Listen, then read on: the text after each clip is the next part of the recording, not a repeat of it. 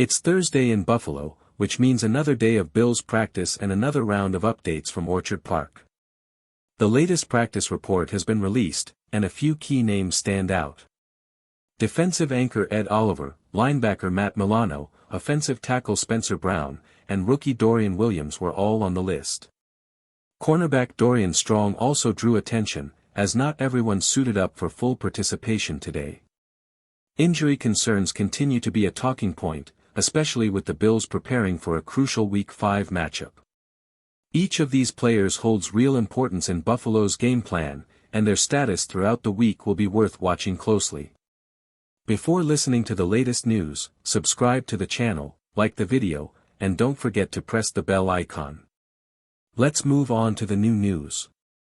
There's also a fresh note on safety Jackson Haw, who appeared on the injury report after Wednesday's session.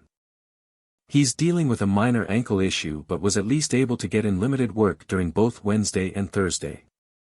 That's something the team will monitor carefully heading into the weekend. The encouraging part for Buffalo is that safety Jackson Haw doesn't appear to be in danger of missing action this week. While the exact details of his ankle tweak haven't surfaced, all signs point to him being available on Sunday.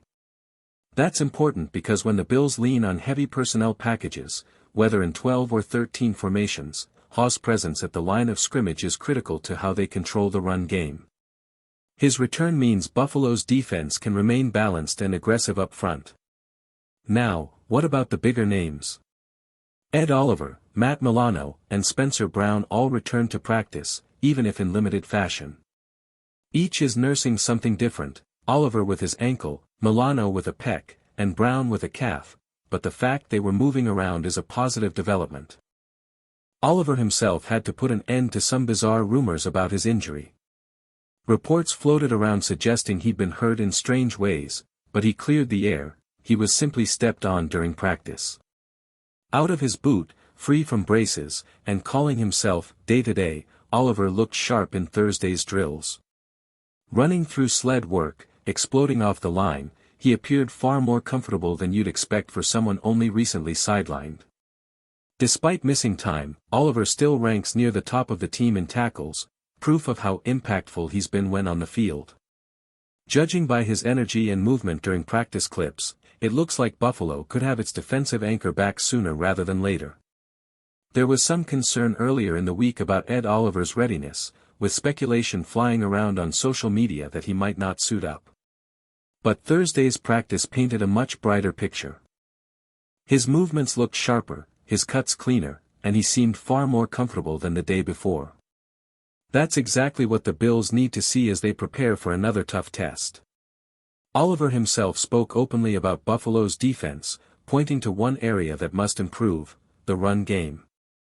He explained that even the smallest breakdown, a defender drifting a step out of his gap, can lead to explosive plays for opponents. The passing defense has been rock solid, but Oliver stressed that if the run defense matches that standard, the Bills could take another leap forward. And the numbers back him up. As dominant as Buffalo has been through the air, the ground game has been a problem. In fact, the Bills are the only team in the NFL to have allowed more rushing yards than passing yards this season. That gap sits at an eye-opening 154 yards, something no contender can afford to keep on the stat sheet. The good news? Help is on the way. With Oliver trending toward a return, and with reinforcements like Larry Ogunjobi, Michael Hoy, and linebacker Matt Milano working their way back, Buffalo has the pieces to plug those holes. If this defense can clean up the details in the trenches, the Bills could turn one of their biggest weaknesses into a strength as the season rolls on. Linebacker Matt Milano was spotted at practice wearing a brace on Thursday, and naturally, it caught some attention. But this isn't the first time. He wore a similar brace back in 2020. The design is meant to limit range of motion, protecting the muscle while it heals and preventing extra strain.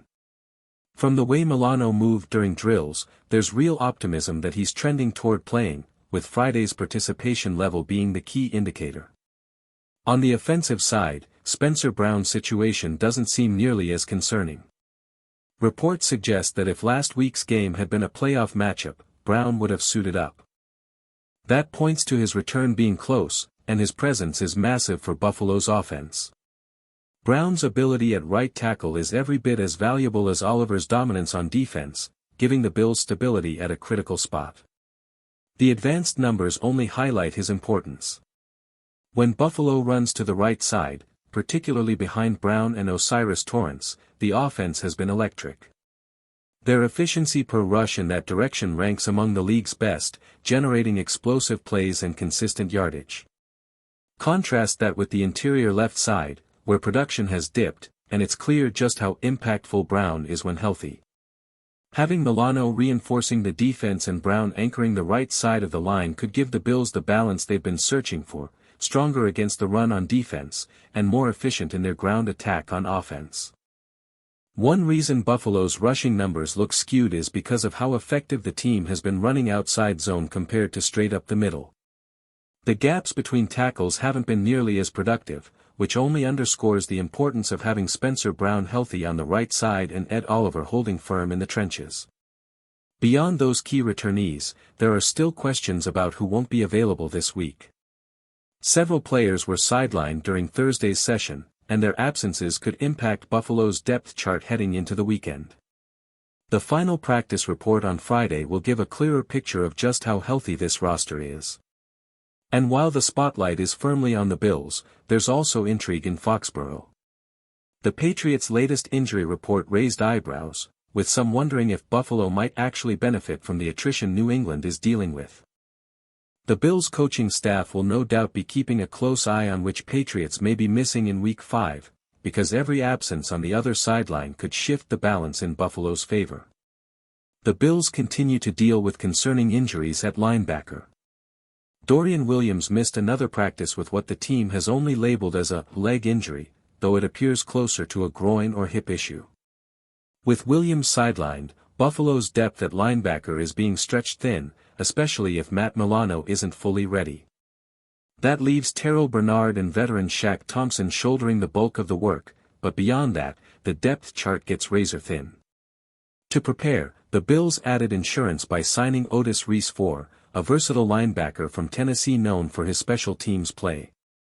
If Williams or Milano can't go in Week 5, Reese could be elevated from the practice squad to provide depth and keep the rotation intact. On the defensive line, Jordan Phillips was held out of Thursday's session after making his season debut in Week 4. The team will keep a close eye on his status leading into the weekend. Meanwhile, rookie corner Dorian Strong also sat out. Strong played 15 snaps against New Orleans, earning a standout 89.5 coverage grade from Pro Football Focus. Though targeted twice, he allowed only short completions and wrapped up cleanly, while also contributing 2 run stops. That short glimpse showed why the Bills are so high on Strong. He's already demonstrated toughness in tackling and run support, and if his coverage numbers continue to impress, he has the potential to grow into a long-term starting role in Buffalo's secondary.